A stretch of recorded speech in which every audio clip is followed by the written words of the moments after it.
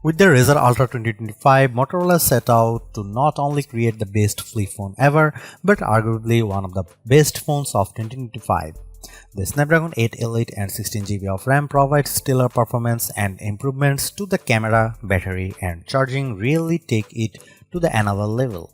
Moto AI could use a little tweaking, but it offers a fairly comprehensive suite of features in addition to Google AI or Gemini capabilities. That said, with all this power comes a high price tag, which may understandably turn some consumers away. The Motorola Razr Ultra 2025 was announced on April 24 and pre-orders began on May 7, with open sale starting on May 15 in the United States. Two configurations are available: 16GB plus 512GB, which cost is $1,299 and 16GB plus 1TB, which cost around $499. The phone comes in 4 different color options, courtesy of Pantone, Scarab, Rio Red, Cabaret, and Mountain Trail. Availability will depend on the retailer and carrier. If you have followed the Razr series for the past few years, then the design of the Razr Ultra 2025 shouldn't surprise you. It looks nearly identical to its predecessor, which in the case would be the Razr Plus 2024, sporting the same curved frame, rounded corners, and massive cover panel. The difference lies in the slightly larger display size, the new materials on the back, and the IP48 water and dust resistance for improved durability. The Razr Ultra 2025 color options are quite interesting this year, as Motorola continues to move away from muted shades. I have the Rio Red color on my unit, which incorporates Motorola's now standard vegan leather and is admittedly the least interesting of the Razr Ultra 2025 colors. I previously spent some time with the soft Alcantara and sturdy wood finishes during my hands-on, and I must say Motorola has given users quite the selection of sensory goodies to choose from. I also like that Motorola switched from a glossy frame to brushed metal, as it gives the overall design a rustic sheen. Opening the phone feels great thanks to the new titanium reinforced hinge. It's stronger and makes it easier to open the Razr Ultra with one hand. It almost springs open with a satisfying click, which sounds about as good as it does when closing the phone. When the phone is open, you are greeted with a 7-inch OLED display that looks much punchier than previous models. This is likely a result of the Pantone collaboration, which aims to provide authentic and vivid images. The sharper Super HD resolution also makes content look crisp, while the variable 165Hz refresh rate helps make UI elements move with a sleek, buttery smoothness. Motorola offers 3 display presets for controlling color display: natural, radiant, and vivid.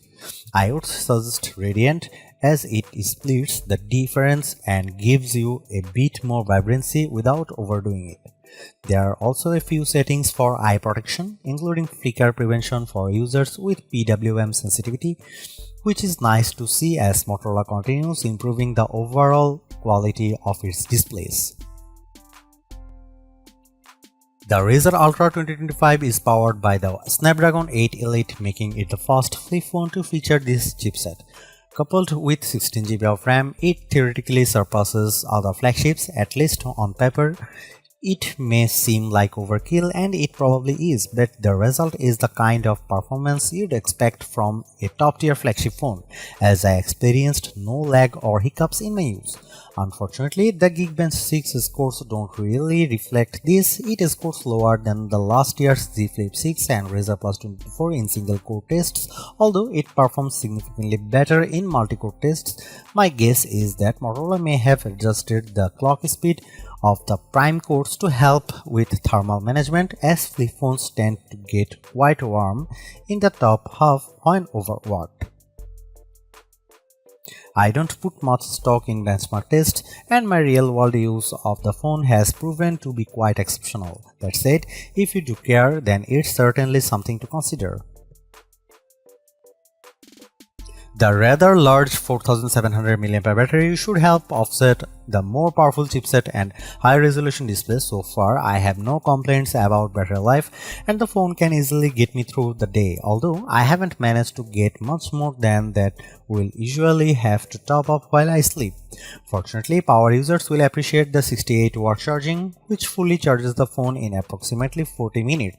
Although I haven't been able to test out the top 30-watt wireless charging speed as all of my chargers top out at 15 watt, it is good to see a company in the US moving the needle on charging speeds aside from OnePlus.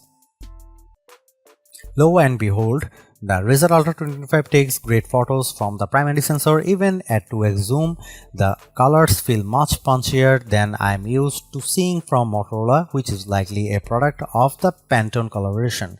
Dynamic range also feels improved during the day with better handling of low light and nighttime images.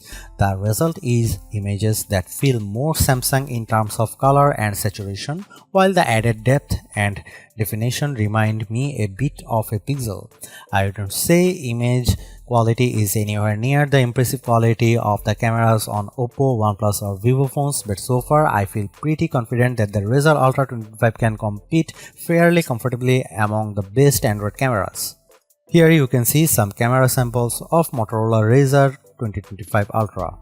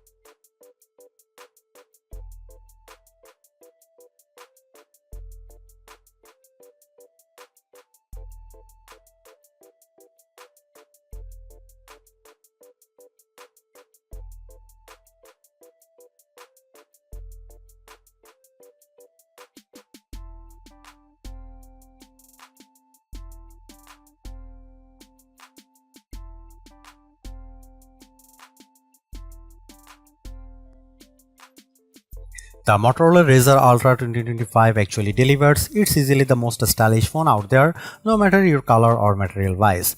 It's also finally caught up to the big players with zippy performance, stellar battery life, and cameras that are no longer just an afterthought. That astonishing cover display seals the deal, making this phone more than the sum of its undeniably snazzy parts.